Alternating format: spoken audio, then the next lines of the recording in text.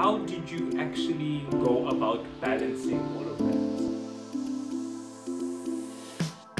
Hey guys, welcome to my YouTube channel. My name is Solomon Chambari, and yeah man, let's go, let's get it!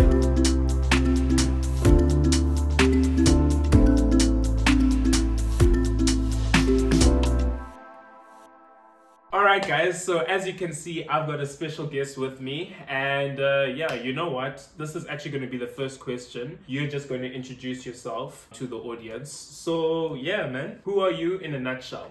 Okay, so what's up guys? I'm Amish Kooverjee. Hope you guys are doing well. Obviously this isn't live, so you guys can't reply. But yeah, I'm Amish. Born and raised in Joburg. Now been in Pretoria for about 5 years.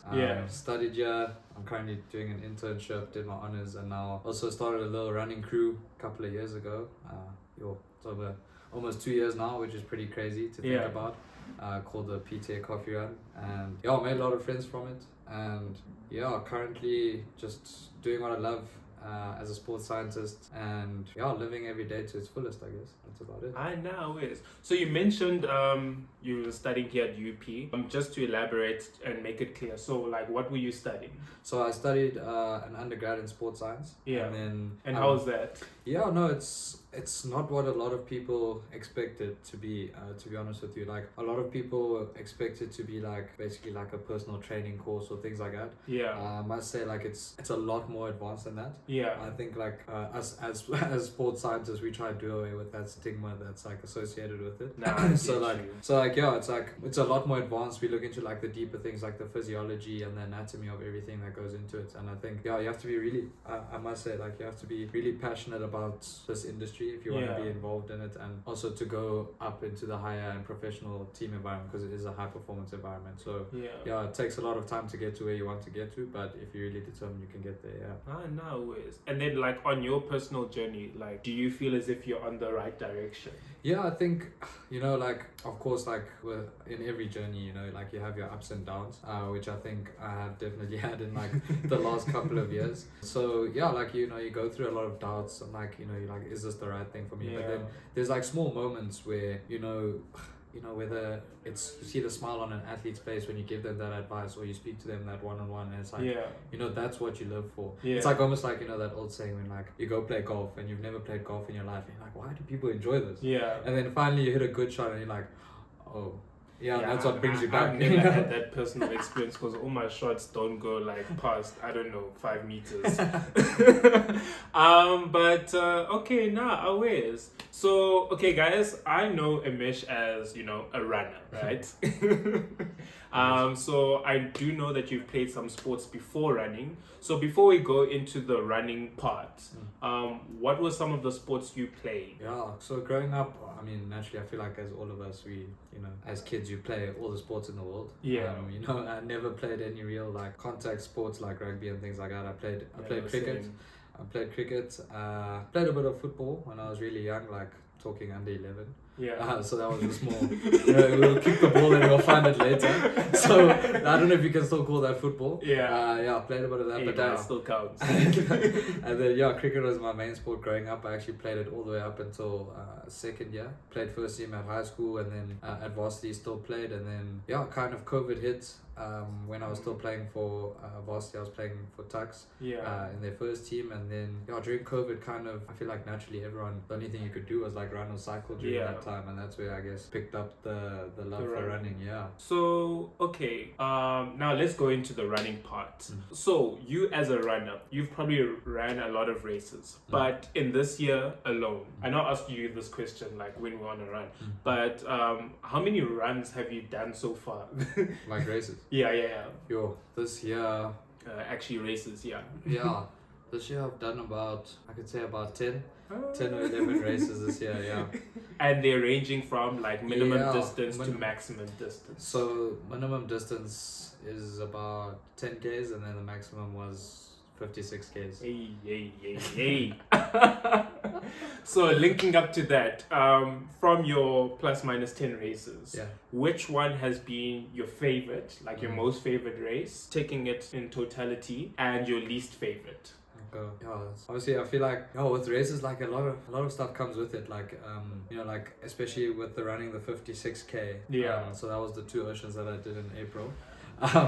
It was probably my favorite. I can run 5, I can run 6, and put them together to get 56. Yeah, there you go. There you go. Yeah, so that one was quite tough. I'm not gonna lie. So, but also with the toughness, like it was also like a long build up to it. So like it started so the race was in April, and like it's a really long build up to races like that, and it's like sometimes when you're training for something like that, you almost become an autopilot. Like you wake up, you run, and then you go back to sleep, and you wake up again, you go run, or you wake up and you go to gym and you strength train. But now, like, would you say that's a good thing or a bad thing? Yeah, like I think it depends on the individual. Like for me with work and stuff, like I get really busy. Yeah.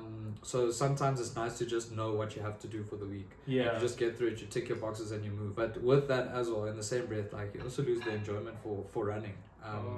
Like you sometimes sort of seeing it like a chore now. Yeah, like you don't even like think about it. Like, people, I used to use running as like a way to feel free and like to get out and to, like release my mind. Yeah. Whereas when you get into this autopilot stage, you almost like forget about the enjoyment, and you just like it becomes like a tick box exercise, which isn't great. So like that's where you start to lose the enjoyment of it. But that satisfaction of that 56k race after all the months of build up, like you don't realize, like when you get to race day, you're standing there and you're like, damn, like I was about to swear there. Yeah. No. It's all good. It's all good. You're like, damn, like I've been training for this, and you're like, and that's one of the things where you're like, a lot of this is what, like every time someone's like, yo, you like run a lot, like what are you training for? And you're like, this race, this race. They're like, oh geez. So it's like it becomes a thing of or when you're on the day, it's like I'm gonna leave it all out there, because this is something that a lot of people are like, oh, it's finally the race that you've been looking for. And like even for you've been telling people that I'm doing this race, and it's such a big hype. It's almost like it becomes like a World Cup in your head. And you leave it all out there. No, you want no regrets, and that's why I have to say, like the 56k, it's the longest I've ever run in my life. It was the toughest race I've ever run in my life. It was, everything about it was really tough. But also at the end of it, it was so satisfying. I can't like compare to anything I've ever done in my life. Like had to have been the toughest thing I've ever done. I know. So I'm guessing that would be your favorite. No, 100% had to be my favorite. And your least. I'm not gonna lie, the shorter distances for me, we're not bras. Me and short distances, like contrary to belief.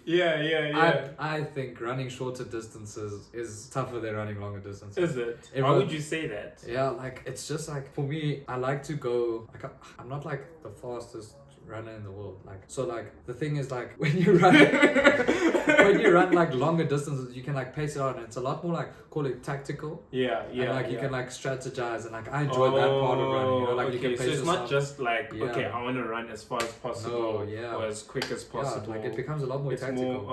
Whereas like a 10k is just like, let's see how fast we can run in this 10k, and it's like, I hate that feeling. Like there's no plan. Like how do you plan for that? So it has to be probably like whichever 10k race I've done. Or all of them. All 10k races. So you mentioned the running and the working. So my next question would be, you're working. You were also a student not so long ago, and you're an athlete, a student athlete. And then you also still have your social life, and we're going to get to it towards the end. You also started a club, a running club. So how did you actually go about balancing all of that? Because a lot of people they have like their main thing, whether it's school or work, and then they have like whatever passion project they have. They have their personal goals or fitness or extramurals, but they struggle to actually see how to balance it all. So I want to ask you, like, because in my eyes, I feel as if you did almost every aspect of your life quite successfully. So how did you actually balance all these things? Work, running club, your own personal training, your social life, family, friends, everything? It's a tough question. And like, I'm not gonna lie to you, I can't like say this is how I did it. Like, I can't like whip out a piece of paper and be like, here's my 10 steps to how to do it. Like I'm a very much like, what about 50? I was gonna come up with a joke. You say 10 steps, I was like, what about 56,000 steps? Oh wow. Okay, no. Cut that. So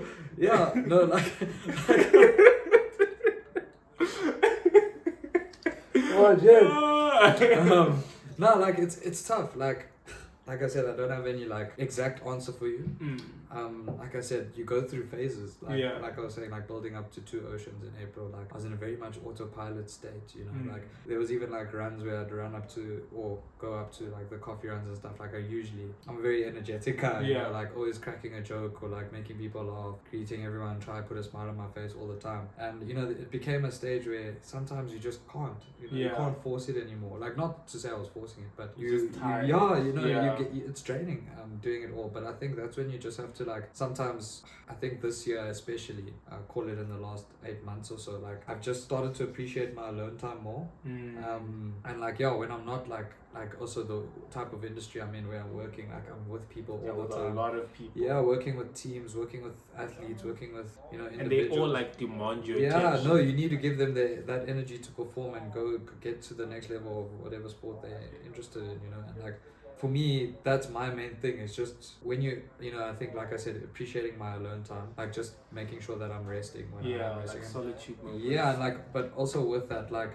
my like those moments where I am with people, like I love my social life. Yeah. Don't get me wrong, like I love to go out and like be with friends and family and all that stuff. But with that comes like, you know, a lot of sacrifice as well, because it's like, yes, I can go out on a Friday night, but on Saturday I might have to go do a 20k run, you know what I mean? So you know, it's like a tough balance. So how I've balanced it, I can't exactly answer, but I think I just try to be in every moment as fully as I can. To be present. So like if I'm on a run, that's all I'm trying to think about is that run in that moment. When I'm sitting down, having a beer, having one beer, one beer only with my friends. You know, that's what I focus on in that moment. Because you're the designated driver. Yes. What I don't know. Then I would not be drinking. And then I would not be drinking. Yeah. Water with ice and lemon. There we go. And then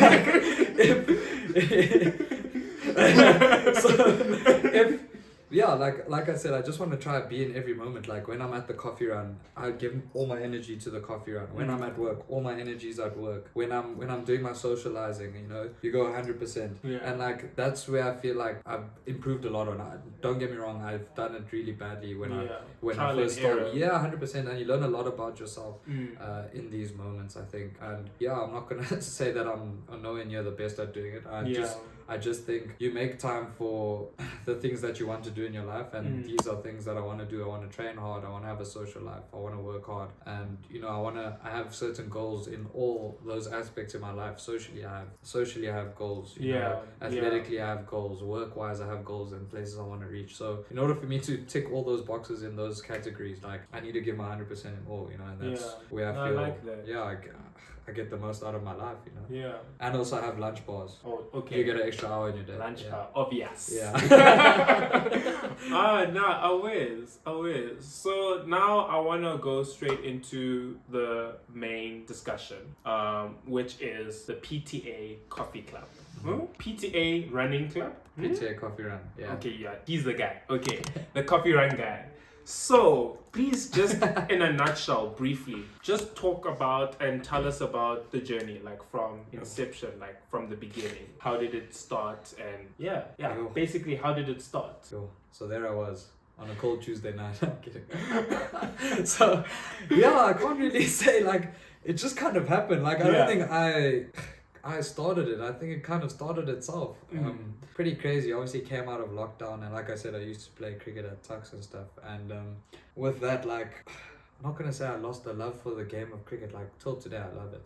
I think it just became cricket. Cricket wasn't my bra anymore. Like I had a really tough season. I'm not gonna lie. Coming out of lockdown, like I'd worked so hard during lockdown to like make sure fitness-wise I was ticking boxes. Like I said, coming out of lockdown and to be at like a fitness level where I could just focus on cricket, because naturally as a batsman, that's what you do. You want to focus on your skill set. That's what I want to do when I get back, not focus on the fitness side. So that's where I thought I was really good at. I was really fit when I came came back. And then I was like, cool, really good place. And then cricket kind of just pulled a zap sign at me and was like, listen, umpires making bad decisions. Like, yeah, I lost the love for, you know, the game. No, I hear you. You know, when you're not performing well, how can you enjoy something? Yeah. You know, so obviously, naturally, I was heartbroken and like was enjoying the whole running thing. And yeah, you know, kind of had a conversation with my coach, with my parents, and just said, listen, like, I want to take this and run. Yeah. Excuse the pun. Like I can see that when I put in so many hours of training, I'm getting these results. Yeah. Cricket, you can train 7 days a week, And you don't really. and you can get a first baller or you get a bad decision. You know? Yeah. It's like, it's tough.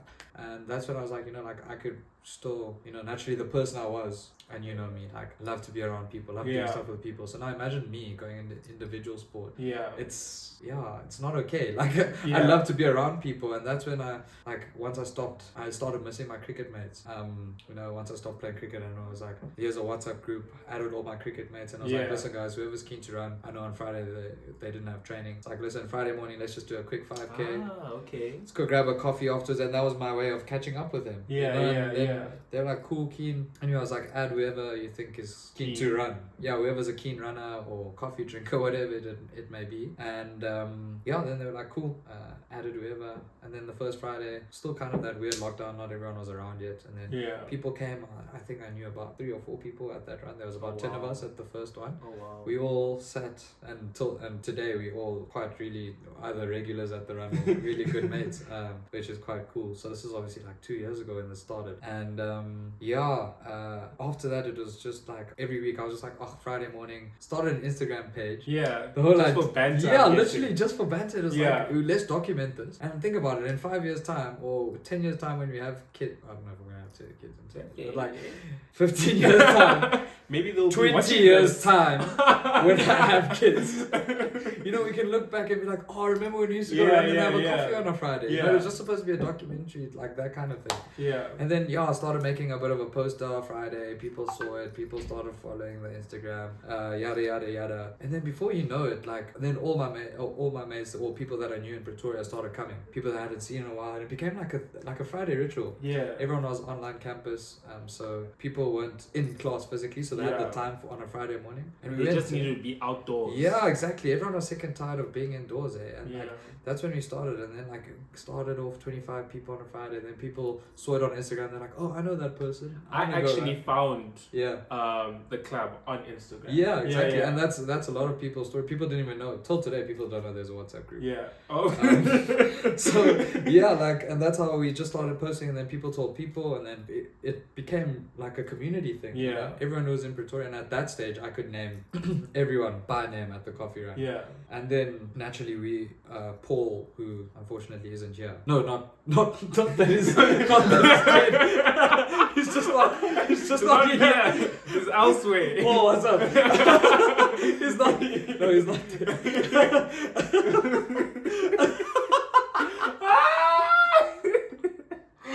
Alright. So he actually eventually when it started. Bro, like you even dipped there. Oh my days. Wow. Okay, so this is Paul, guys. No, Paul, yeah, we're gonna insert Paul here. Yeah. Insert a picture of Paul, yeah. So then Paul was there from day one. He was one of the guys I had no idea like who he was when we first started. He was there from run one, and like till today, like we like really close. Like obviously we've learned a lot about each other in the last 3 years. We've raced together, raced against each other. Obviously do the whole coffee run thing, and like we've kind of like taken on a co-role. Where we help each other out. Like he does most of like the admin related stuff, which I'm not too great at. I do a lot more maybe like the speaking and like throwing random ideas at him and being like, let's do that. So we've kind of collaboration. Yeah, we have a bit of like we have a balance there, you know. Yeah. I guess I'm the crazy guy with all the crazy ideas, and he's like, maybe not that. Good idea though, but maybe not. There's a nice balance there, which has been really nice, and like also from like now that it's I guess grown so much, and we're both working at this time, like it's really tough to manage if I was by myself. So obviously a lot of thanks and your stuff go to him and credit, like I said. So you're the man, Paul. You're the man, Paul. You're the other coffee run guy. And then, yeah, like it's just grown a lot, and like every year we come around and like new faces at every run. People tell people, and like I said, we didn't like people get afraid, like they're like, oh, it's too fast, and like this whole stigma, like, oh, it's only for fast people. But like I think we've slowly gotten away with that. Yeah. Like we have sessions for like the faster guys or people who want to do more performance stuff, and then the guys that are just and what I like about it is that we all start together and end together. Yeah, exactly. You just come at your different times. Yeah, it's they're like different distances, they're different paces, but at the end of the day, you start and end together. So I really love that. And like the whole point is like just to bring people together with common goals. Yeah. Whether it be, a common goal to drink coffee, a common goal to just get out of your house, or a common goal to go run. You know, like that was the whole thing. Like obviously now we've started with these little events and races and things, but at every race or event that we've done, we've never like, of course we reward those that do well. Always never forget like the people that obviously achieve and like are doing really well. But also we try for the most part to give away a lot of like spot prizes just for the people that arrive. Yeah. You know what I mean? Because that's how we started. We didn't start by racing and like that sort of thing. We started by just bringing people together. Yeah. And for people arriving, that's how we like for us, like the success within Coffee Run is like, for example, like tonight I could easily say there was 80 people at the run, and like it's like big that crowd. Like I looked at Paul at the start, I was like, dude, like look at this, and like that for me is a success. Like we don't really care about whether it's the finances. Obviously there's no real finances involved. Like for us it's about seeing people coming together, like, oh hi. And you build friendships, you build relationships. Yeah, you build, I mean that's how we met. That's how like a lot of people within the Coffee Run and in and around, and like some of my closest mates till today, maybe I hadn't connected with them before the Coffee Run started, but that connection got sparked again by seeing them at the Coffee Run or whatever it may be, you know. And like I said, like-minded people always, you know, have an edge when it comes to that relationship. You know, you're always gonna have something in that friendship that you have in common, which is great. Yeah. Bro, thank you so much for sharing that. And like honestly speaking, the reason why I wanted to have a conversation with you, because I really feel as if you have like a story to just inspire people, not only to work out or exercise in whichever form they are more interested in, whether it's walking, running, boxing, swimming, or team sports, soccer, and etc. But also like you starting this Coffee Run Club and continuing it with Paul and, you know, your team. It's just an inspiration because bro, like you legit started with small, faithful with little, it grew, it's still growing. And I just wanted people to hear your story, and I'm just hoping that they get some sort of inspiration to start whatever personal project they're considering. And bro, appreciate it. Keep it up. Woo! Together. But keep it up, and I'll link the Instagram and Facebook page on the description. I don't know if I can. I'll just put like a over here. Appreciate it. But guys, check out PTA Coffee Run. Awesome club, wholesome people. And I really hope you enjoyed this video. I hope it served and encouraged you in any shape, form, size. And don't forget to like, subscribe, and comment. Yeah, all of those things. And have a bar one. And gives it extra hour. To the lunch bar. No, it's a bar one. Oh, okay. Extra hour in your day. I know. Always. Don't forget your lunch bar. My boy. Yeah. I am exactly. They're hiding, bro. They're hiding. No, easy. Hey guys, welcome to my channel. We'll be looking at that one. Okay. Hey, I'm the director. Wait, let me see. The director. I'm like, this is how the boys say goodbye. 6 in a row. Okay. 1. No. Huh? Water polo. Seriously, look at how he's his hand, man. Look at how. What is his hand doing, man? Be serious, man. My man. There. You see. So you get Okay. 1, 2, 3. 1. That was sore, bro. That was sore. That's how the boys say goodbye. 6 in a row. I'm getting fed up now. No. Cheers, my boy. Cheers, my man. My man. My man. My man. My man.